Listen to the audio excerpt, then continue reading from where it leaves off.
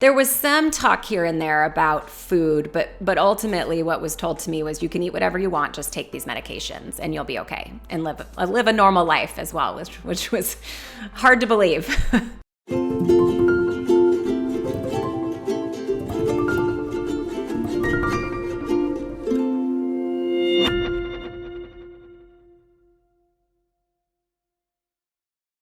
Well, hello, everybody. Welcome back to the Empowering Neurologist. I'm Dr. David Perlmutter. 50 million Americans are living with what we call autoimmune conditions, meaning that their immune systems are actually reacting against their own bodies. And this is what underlies such things as autoimmune thyroid disease, Hashimoto's thyroiditis, ulcerative colitis, type 1 diabetes, celiac disease, lupus. These are autoimmune conditions, rheumatoid arthritis as well. And it sure doesn't make sense that our immune system should react against our own bodies. I mean, that certainly isn't going to bode well for survival of our species. So something has changed. And I think we are learning now that the gut bacteria play a pivotal role in regulating our immune systems, keeping our immune systems in check, not overactive, not underactive, not creating too much inflammation, and certainly not reacting against our own body tissues. Unfortunately, it seems that we're in an age of treating autoimmune conditions aggressively only with drugs, be it suppressing the immune system with steroid medication or newer monoclonal antibody therapies that are directed against some of the inflammatory cytokines, for example, that are created during this autoimmune reaction. We're going to learn today from Danielle Walker, the author of the new book, Food Saved Me. There it is. You may know of Danielle Walker from her previous books, like Against All Grain. She's a New York Times bestselling author.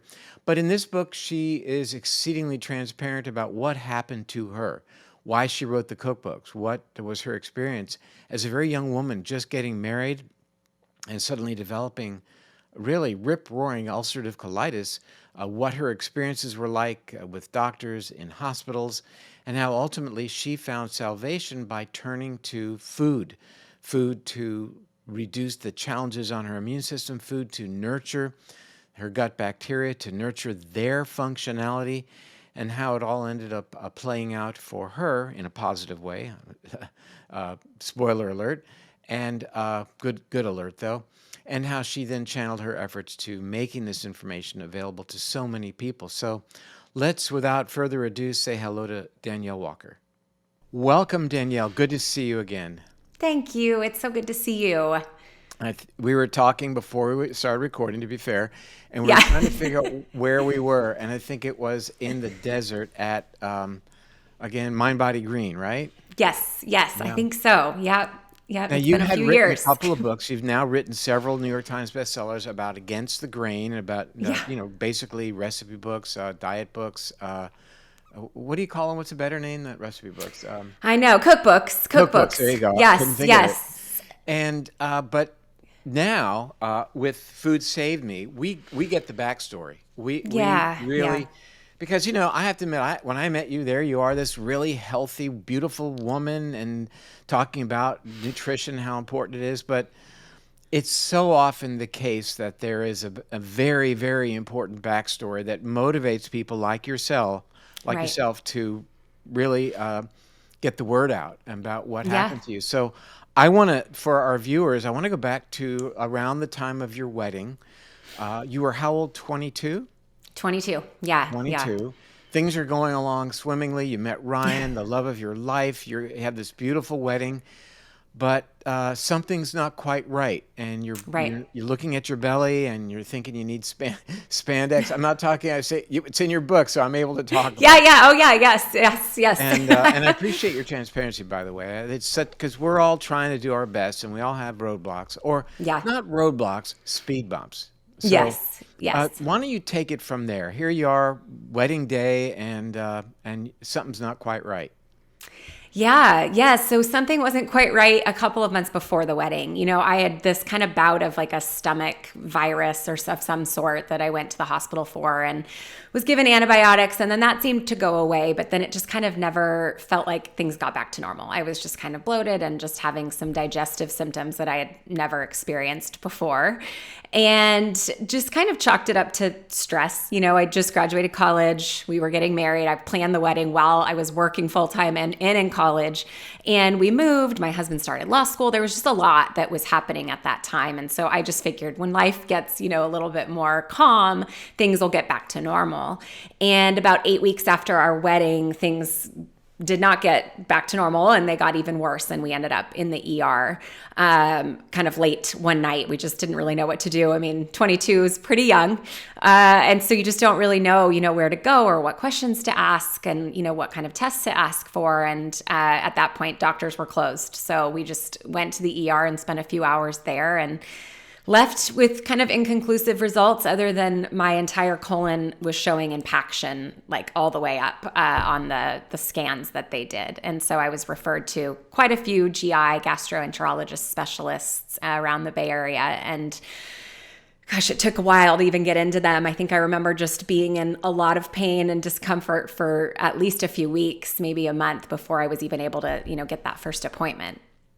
And you weren't having bowel movements. They showed you that you were impacted, and you were actually given, I guess, some kind of fiber, and that added insult to injury. Yes. Yeah. When I finally got in to see that specialist, first of all, I had kind of convinced myself that I had colon cancer, which was a bad idea going down all the rabbit holes online. But he kind of just brushed it off and he was like, well, you could have colon cancer, but most likely you just need to take a bunch of fiber. And so, yeah, he told me to put a cup of wheat bran into a smoothie every day and then also get like over the counter, Miralax essentially. And that didn't work out so well, right? It did not. Yeah. It just added a whole bunch more kind of on top of everything that was already in there. And I found myself in crippling pain. And I finally ended up getting in to see another GI who ultimately ran a colonoscopy. And I was in the hospital for a few days prepping for that. He wanted me to do the prep in hospital because I was already had it, I was already having so many symptoms. And when I came out of that, they said that I had ulcerative colitis. And at that point, what he did say is you don't have colon cancer. Yes, he did. Yes, he was able to confirm that, which was great. I've had a few of those. You might have it still over the years. I learned later with ulcerative colitis, your chances of colon cancer are increased. And so, yeah, we still have had a few of those scares here and there over the years, but so far, so good on that front.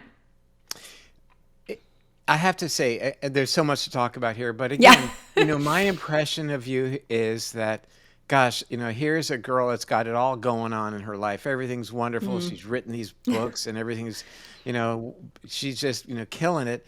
And it's so, in a way it's challenging, but it's also really good because, you are helping so many other people recognize as we develop this story further and further, as you do in your book, that, gosh, there's so much more that people need to understand. So here you are. Right. And you're told that diet didn't cause it, diet can't help it, and diet can't cure it. That's a quote from your book. That's the quote. You used it several times in your book because I think you were told several times. But I was. Basically, you were told, as I recall, white flour, white sugar, white rice, all the things, right? Yeah. I was told a lot of different things kind of over the years from different doctors, but that diet can't cause, cure, or help almost felt like, it was the same, it was like rattled off to me the same way by multiple doctors, like in the same sequence. It was so strange. I remember thinking like, wow, is this in one of their, books that they've read and are just telling me the same thing? And then, I had one that said just go off of the white process, but all of the whole grains and, everything else, sugar, all of that is fine. Occasionally got the low, low residue diet, so there was some talk here and there about food, but ultimately what was told to me was you can eat whatever you want, just take these medications and you'll be okay and live a normal life as well, which was hard to believe. Yeah. Out the door you go. But, sooner or later, sooner as it relates to now being sick, you were put on steroids.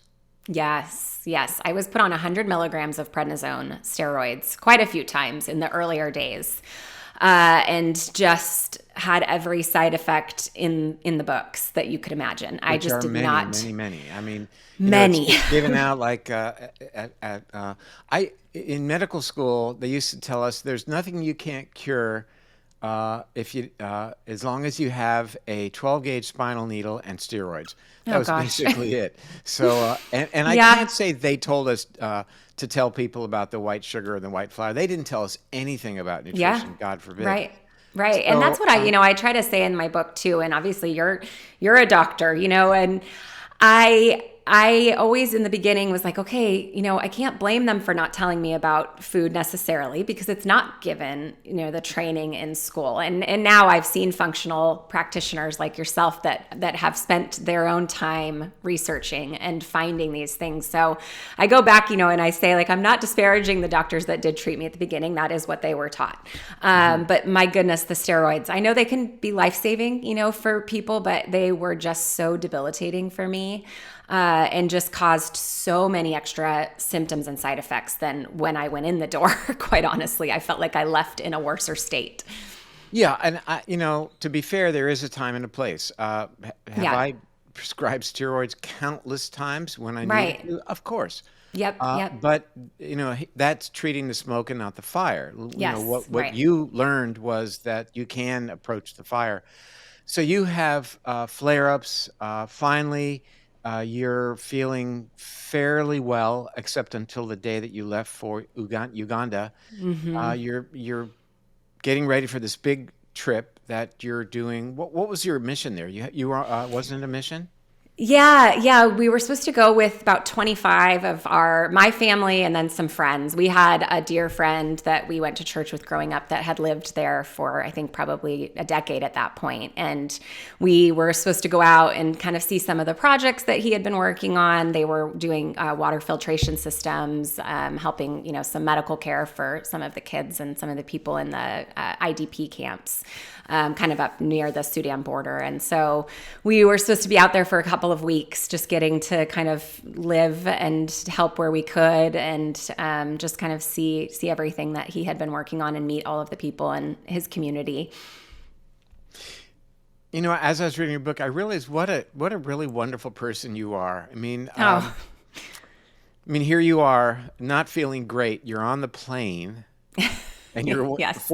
it took you 48 hours to get there, was it? Or 24, Yeah. 48? Yeah, it was about And 48. Yeah. you're wondering, what did I do? And Yes. you're telling your husband, who probably would have canceled the trip, just guessing, Yeah. that no, you're good. Let's go for it. We've got people with us, etc. But shortly on the ground in Uganda, things are not working out for you. Tell us about that. Yeah, yeah. Again, we were pretty young. I did not still know that my disease was an autoimmune disease. I didn't know that it could be flared, by stress. I didn't know a lot about it, quite honestly. It was still pretty new. And my doctor said it would be okay if I went. So that was, my like, okay, we can go. And I just also figured like, oh, I'm not feeling well today, but I'll be fine tomorrow. And by the time we got there, I had just declined drastically. I think the stress of the travel, the pretty much all-nighters of being, in Dubai for a layover and just everything that's involved with travel, I just was not great. And so we checked into a hospital in Uganda probably the first night after I think we got there in the morning, and I was there, by evening. And you'll get to read kind of the details in Food Saved Me about that time. It was pretty scary, but as I started to write the story, I realized why we were there. I think, for a long time, for probably the last 12, 14 years, however long it's been since I was there, I beat up on myself a lot of, I was so dumb. Why did I go? I should have known better. And really, when I looked back and I started writing the story, I didn't know better. I didn't learn about the disease really until I was there, quite honestly. And I think that while there's an easier way to find out about it, for some reason, I had to go across the world to meet a doctor who was actually willing to talk to me about, what the disease was and my body, and introduced me to some new things that I had never heard of before. So here you are in a hospital room, and we actually have an image we can put up of you Yeah. in your hospital room. Your cheeks still look a little puffy. That's probably the prednisone Yep. talking. That was the prednisone. But you're not doing well, and you are a long, long way from home, and you Yeah. end up having a doctor who tells you things like, we don't really have autoimmune issues like this here in Uganda because our kids play in the dirt. We're not so invested in hygiene. We don't do a lot of cesarean sections. We don't use a lot of antibiotics. Right. And I think that he had asked you, and this I think is pretty relevant. Had you had any live vaccines recently? And of course, going to Uganda, you were required to have live vaccines, weren't Right. you? Right. Yeah. I think we had 14 different Oh my vaccines gosh. before we went. I don't think all of them were live. And I think I probably had to ask him what live vaccines were at that point, too. But yeah, he kind of just talked to me about all of the different things that could have gone into the severity of this flare up. He was the first person to tell me that it was an autoimmune disease and what that was. He talked to me a lot about gut bacteria, and he said, while there's a lot of other really tragic illnesses and diseases that he treats and sees in Uganda, autoimmune is not one of them. And my inflammation markers, and I mean, a lot of the things he tested, he was like, I've just never seen this before. This is profound. I mean, here you've traveled literally around to the other side of the world, Right. and you're in a very much third world country, and a doctor is telling you that your immune dysfunction, the dysregulation of your immune system, has to do with foods that you eat, the lifestyle that you've chosen, the hygienic nature of our Western world, and possibly that things like being born by C-section might have something to do with it as well. Presumably because children born by C-section are not anointed with the Right. The vaginal bacteria. birth canal Yep. gut bacteria. Right. And Right. I mean that you traveled to Uganda to learn that. Well, it happened while you were there, whether it was destiny or not. But that's really very telling in terms of the messaging that you did not get here in a very sophisticated medical environment in the United States. Yeah. Yeah. I think, and even, just so much is that he spent so much time talking with me because Oh my gosh. everybody else we had seen, it was like, in and out, barely even any tests run, never any explanation, just a lot of prescriptions handed to me. And granted, like I said, we didn't really know what kind of questions to ask, but just the fact that he sat and really talked through things with us and spent, I mean, gosh, I think that first night spent over an hour, just talking with us about things and explaining lots of different things. It was kind of that first moment where I was like, wow, this is what care should feel like. And did he not come in on a Sunday as well? He did. He came in he doesn't normally do rounds on Sundays. Well, rounds, I mean, there were 2 rooms in this hospital. So this is not like a normal hospital back that we know in the United States. But yeah, he came in on a Sunday just to check in on me. He felt actually like he had been in church and felt like he should come and check on me and pray for me, which was like a very, not always a combo of the medical and the spiritual world, which is fine for most people. But it was just the care, regardless of why and what, actions. It was just that he was thinking about this patient when he was supposed to be off, and he was caring about how I was, and he wanted to see, if I had made any progress. And I think at that point when he came in on Sunday, he felt like I needed to get back to the United States. It was pretty clear. Before we get back to the United States, though, I recall something about you heard music far, far away, so far away distance-wise that actually you probably couldn't have actually heard it, right? Yeah. And yeah. yet, and that was his church? No, it wasn't actually. But there he said was he went music, to. right? Yeah, there was. I kind of write about it in the book, and it's one of those things where I get to write a little bit about my faith and kind of the spiritual journey that has happened because of all of the tragedy and the trauma that I've gone through, and how I held on to some of that to be able to find hope in the darkest times. And yeah, my husband and I were sitting in the room by ourselves. There was nobody there. I think maybe a nurse had come in to check, but there wasn't always somebody there like there are in the United States hospitals. You're alone for hours and hours on end. And I heard music out the window that was being sung in English, and to me sounded like kind of the music that I grew up hearing in church. And At that point, I think I was on 80 milligrams of steroids intravenously. So I was like, maybe I'm I'll just tell you, on 80 hallucinating. milligrams of steroids, everybody's going to hear music of one Yes, form or yes. another. For sure. So yeah, I was like, maybe I'm hallucinating. I had heard things, I was low on sleep, and my husband heard it too. And so yeah, when he came in, we asked him, we said, we thought we heard music. And he's like, I've been at this hospital for, I think, 14 years. He's like, I've never, ever heard music, especially not worship type, music in English specifically, in Kampala, Uganda. And so we just kind of took it as a sign, as a kind of a little miracle, just to let us know that we weren't alone, that somebody was watching out for us. When you're in a country like that feels very just, it's uncomfortable because you're not familiar with it, and it's scary. And, you're being told that you're very close to losing your life if you don't get a blood transfusion, things like that. It was just a comforting moment. Well, you made your way back, 48-hour Yes. trip, and you were Yes. wondering on that flight if you were going to make it, right? Yeah. There is actually a piece that's not in the book that we had to stop in New York. We weren't planning on it. We were just going to try to just barrel home, as fast as we could. But I didn't think I'd be able to make the flight home. So we stayed and slept in a hotel room near the airport for, I think, 12 hours, and then pushed our flight and finally made it home. But yeah, I was in a wheelchair through every airport. I was, being looked at, honestly, by the flight attendants I don't know if you should fly, or we're worried that you're a liability.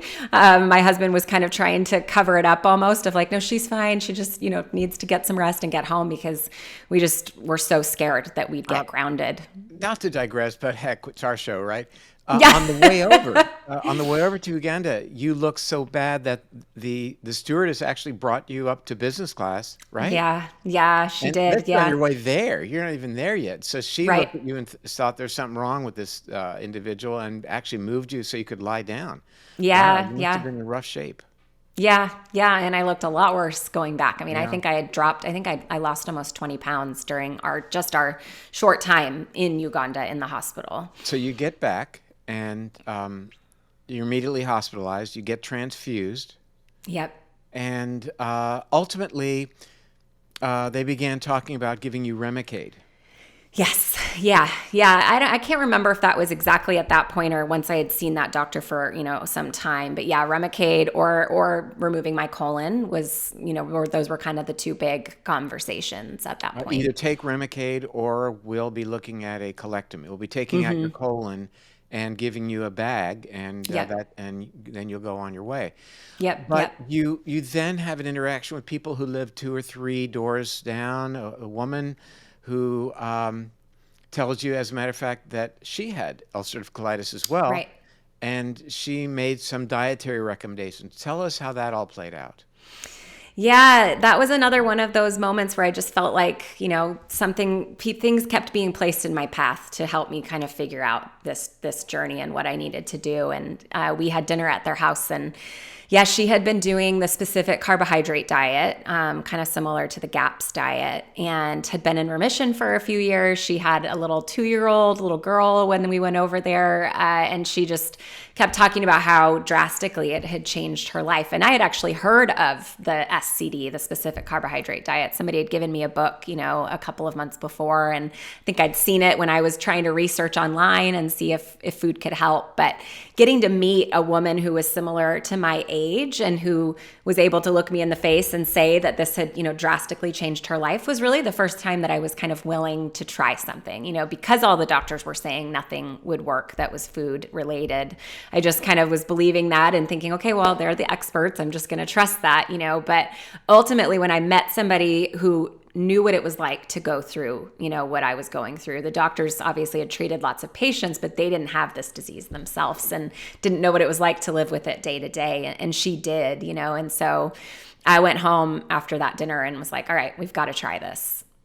So this specific carbohydrate diet, originally popularized by Elaine Gottschall, Right. Yep. because her daughter had, I think, ulcerative colitis. Yeah. And it's well described what is on the list and off the list. Nonetheless, you pursue this, and then ultimately you go a little bit paleo as well, Yep. right? Yep. And things are improving. Yeah. I did. I went through it and saw improvements, but until I started working with kind of a natural, practitioner, we did a lot of kind of elimination diets and some food sensitivity things.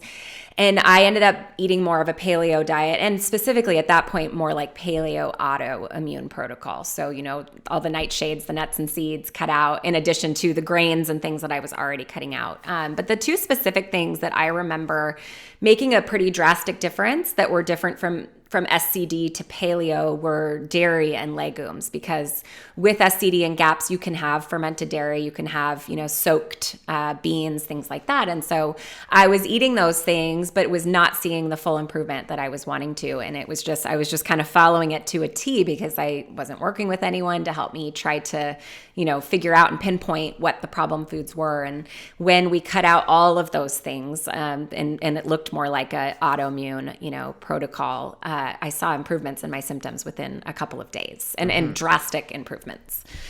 You make a point in the book about though as the specific carbohydrate diet, whether it's paleo, whatever it might be, Yeah. but it does kind of speak to the one-size-fits-all mentality Yeah. as it relates to any situation, in this case, Yeah. an autoimmune condition, and how then you visited with a healthcare provider who performed blood tests to see, well, what are you reacting to? What's Danielle Walker having issues with? And Yeah. how helpful was it? And also, what was the test that you had?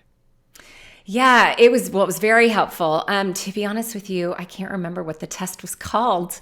But yeah, it was a blood test that kind of, and she said it wasn't a perfect science, but it was a good starting point. I remember her telling me that it could, vary depending on what I had eaten the few days before or whatever.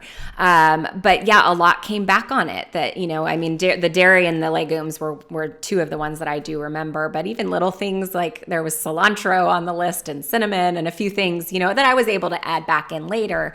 Eggs, quite a few things that I had not tried to cut out yet. And in that it was just a drastic difference. And I did, that was, the first time where she told me that everybody has nuanced sensitivities. And until then, I had just been following this book. And the way that I describe it was, I kind of had these horse blinders on where I couldn't really see past what the book told me to do. And I wasn't looking at the correlation of my symptoms and what I was eating. I was just going to a T, which oftentimes when you're really sick and you're desperate, if somebody tells you to do something, you're just like, all right, just tell me what to do. And you don't have a lot of bandwidth and, brain power to really feel like you can figure all of that out. And so working with somebody was so helpful for me in that place, because I was so sick and overwhelmed. So there are a variety of technologies out there that kind of try to target individual response to a variety of antigens or challenges or reactions to various foods or subsets of foods. And I think ultimately it comes down to the integration of what's called an elimination program, where you basically, which is what you did, you eliminate just about everything under the sun, and then you that at least that you light up with on the test results. Yes, and then probably some of the big players, whether you lit up or not. And then you reintroduce them over time, and you try to identify how you responded to a particular new addition to your program. Right. And I remember as I was reading your book, I think that's the part I finished on one night. I hadn't fully finished your book.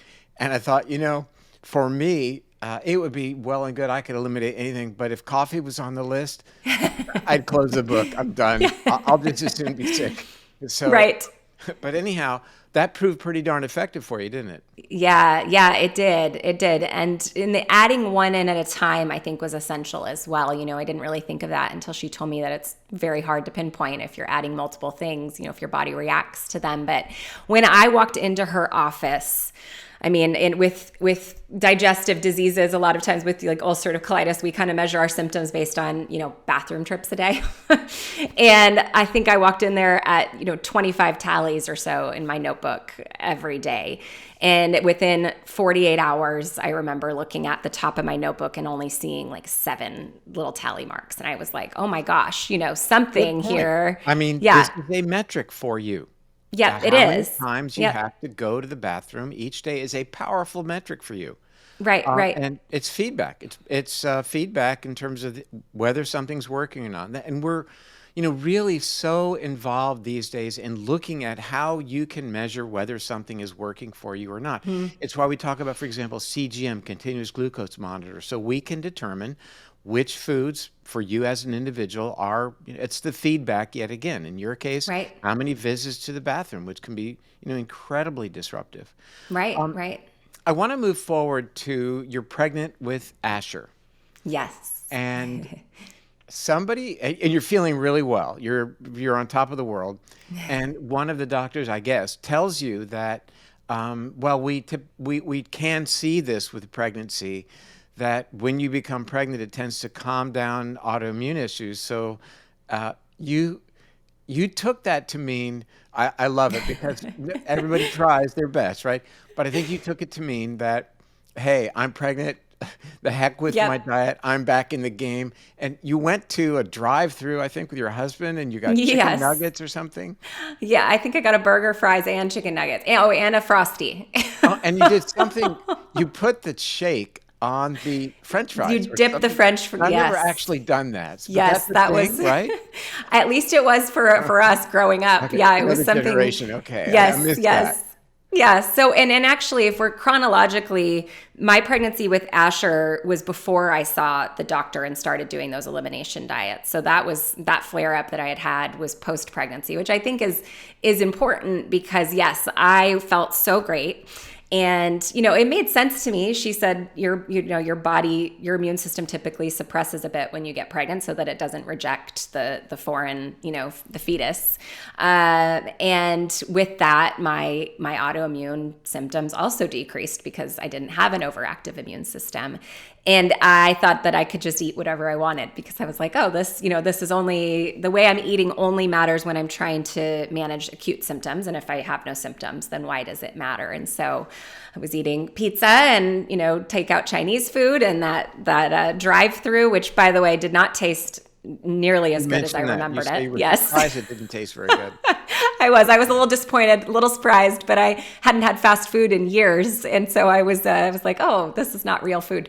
But nevertheless, still did not eat great throughout that pregnancy, but felt wonderful until about 9 months after, which is when that terrible flare up was. And when I ultimately did end up seeing that So practitioner. here you are with a 9-month-old, Yeah. and you can't really deal with it because you're in such bad shape at this point. Yeah. I was bedridden for quite a few months. And at that point, we had tried a lot of different alternative measures. And we got down to Los Angeles and tried to go to a natural wellness center. And we're trying, different kind of natural approaches for it, trying to see if we could get it under control. And nothing was working. And then I was in the hospital for a few weeks as well and couldn't see my 9-month-old son. And that's when I got out of the hospital was when I went and saw that doctor and we started doing the elimination diets. Mm-hmm. And let me jump forward if I can a little bit, because I think what we've defined here is an individual with an autoimmune condition, a condition of our modern world, I would say, because to develop autoimmunity wouldn't be something that would necessarily pave the way for survival of our species over time. So Right. it really is, something that has happened in recent times. And, I think we can all agree that you've got quite a bit of wisdom from the doctor in Uganda that, this hygienic life that we live is not necessarily serving us really well as it relates to our immune function. Yeah. And the high stress, I think, life as well, so it's lots of different facets, but that was kind of, one of his points as well. But yeah, the gut, the microbiome, that was something that he was the first person to talk to me about. And then I read again a lot about that in the, Elaine Gottschalk's book, Most of that SCD diet is based around not allowing the pathogens in your gut to thrive and, to be able to work on building up the healthy gut bacteria. So it was interesting for me to, at that point, probably it was a couple years later after being in Uganda. And I was like, oh, this is that, microbiome gut bacteria thing that this doctor had been talking about. And, it's like, this is a long timetable for me because I'm in my mid 20s. I did not study nutrition or medicine or science in school. I was a marketing major, so just like the way that the body worked, it was a slow learning process for me, but it really did all start to come together. And how intriguing with your very first event at age 22 that you were treated with antibiotics, which wreaks havoc with the gut bacteria. Right, which I did not know, not learn. And then again, steroids. Yeah. And, with the colonoscopy too. So I was given antibiotics prior to the colonoscopy. And then with the colonoscopy prep, you're clearing out both good and bad bacteria. And if there's no emphasis on rebuilding that healthy gut bacteria afterwards, which oftentimes there is not. I've had multiple colonoscopies now and have never been instructed, on any sort of that field of what to take before, or prebiotics, or, to take probiotics afterwards. So there were a lot of different things that were working against that gut health leading up to that. I would say who knew, right? Yeah, right. But that said, you sure look healthy now. I am currently, and I get to go into this, and food saved me. It was a hard few chapters to add into the end. When I first started writing this book, I had been a decade of not being in the hospital, not needing blood transfusions, not being on prednisone steroids. And I didn't have, perfect journey, like you said, the speed bumps. And I write all about those. I had postpartum flare-ups with my kids, but they were manageable. And the pain and the bleeding that comes with, UC was managed by the food that I was eating. And in 2019, I ended up in the hospital for the first time in a decade. And I had to go back on, some of these medications from what the doctor told me, really to save my life. And so I am healthy right now, but when you read the book, you will read that it's been a journey of lots of bumps, and I'm still on the journey. And as I've said, there's not a perfect, pretty red bow that ties up my story, which I feel like is the case with, autoimmune disease sufferers. It's a, day by day, year by year type of thing that you have to work through, and life throws things at you that can cause flare-ups no matter how well you're eating. And it's a learning process, always. Well, as I said in the introduction, you're one of 50 million right. in America. And these are people who are diagnosed. And, Yes. you just think of the number of people who are suffering from an unknown issue, whether it's an arthritic issue, hair loss, fatigue, depression, gut issues, whatever, that haven't been necessarily diagnosed as having an autoimmune condition. So I would expect that the number is probably a lot larger. I would think so. And if I'm not, mistaken, I think the majority of those are females. Last time I saw a statistic, it was like 75% females, and mostly in my age bracket. You're correct. There's something about XX that is related to that, and inflammation in general. And we've talked about that before with Dr. Lisa Mosconi, who wrote about the XX, I think the XX syndrome, talking about women at risk for Alzheimer's. But it takes me back to a moment of pondering why, and it's not just you, well, the statement was accurate, there would be an improvement during pregnancy. And when you think about it, when you're pregnant, the developing fetus within you is genetically quite different, right? It's half, whatever the ratio is between your genes and your husband's genes. Right. That said, that's a foreign object. Yeah. And one would think that your immune system should recognize that it shouldn't be overactive and therefore should reject the fetus immunologically. And therefore, that might explain why the observation of less activity of autoimmune conditions during pregnancy is valid. Yeah. Yeah. It makes sense to me, as a cookbook author, but somebody who's been researching and reading about this for so many years. And just because I've had the chance to interact with millions of other women that are going through something similar, just with between my cookbooks and, my social media, what I hear the most often is how many women are either diagnosed with an autoimmune disease post pregnancy, or their symptoms flare up like mine did. And I think that that's, something that I don't quite understand, but I find really interesting and would love to understand more about is why there's so many diagnoses, in that kind of the postpartum period. Yeah, that's true. Well, then, things maybe the immune system is tamped down and then it reverts back to where it was. There is a situation, a genetic issue called Klinefelter syndrome. And these people, they're males, but they carry an extra X chromosome. So instead of a male XY, they are XXY. They're double X, as females are. And Yeah. they have risk of autoimmune conditions equal to that of women. So, it may be that it's related to having the two X chromosomes. Who knows? Yeah. Yeah. Yeah. For me, and I noticed this every time I had a pregnancy, and I wrote a lot about like finally figuring that out and putting the pieces together in the book. But I had a flare up around 9 months with each of my kids. And we just associated it with, antibiotics. I had C-sections, the stress of that and, having a C-section and then having a newborn and lack of sleep. And then typically for me, it seemed to always kind of come with the hormonal shifts that come when your, baby stops nursing and you're introducing solid foods and things like that too. So it's an interesting kind of perfect storm that seems to happen with women after giving birth. The whole thing is how it happened, how it ends up happening is just breathtaking. I mean, a terrible word, who can conceive of this? Right, right. It just how the magic happens and you deliver this healthy, beautiful baby. It's really just too complicated to embrace. Yeah. And I want to let our viewers know there are other pregnancy issues that you confront or discuss in the Yeah. book, and I'm going to leave it to the readers to share in that with you. I know some of that was difficult to talk about, and much less endure, but I really want to thank you for sharing what you've gone through. I mean, your cookbooks are wonderful, and you helped a lot of people with that. But I think now that people know who you are and what you've gone through and continue to experience, and how it kind of influences your lifestyle choices every single day, Right. it's a much bigger gift. Yeah. And I thank you for that, and I No, thank you thank for you. spending time with us today as well.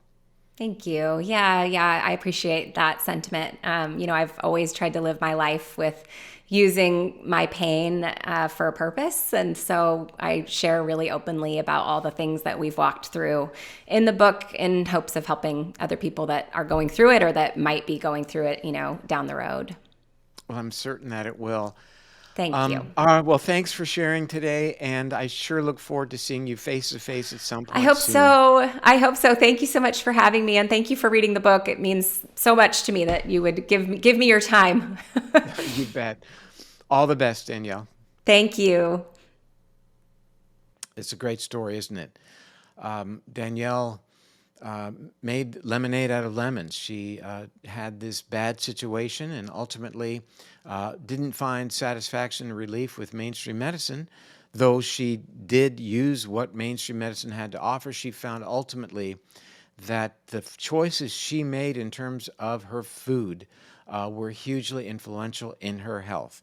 And I would expand that to say that, it's worth considering dietary changes when confronted by any autoimmune condition when we make the connection of our gut bacteria to the regulation of our immune function, and then the connecting further dots of our food to the health and functionality of our gut bacteria. Interesting story. The book again, Food Saved Me, Danielle Walker. Thanks for joining me. I'm Dr. David Perlmutter, and I will be back soon. Bye for now.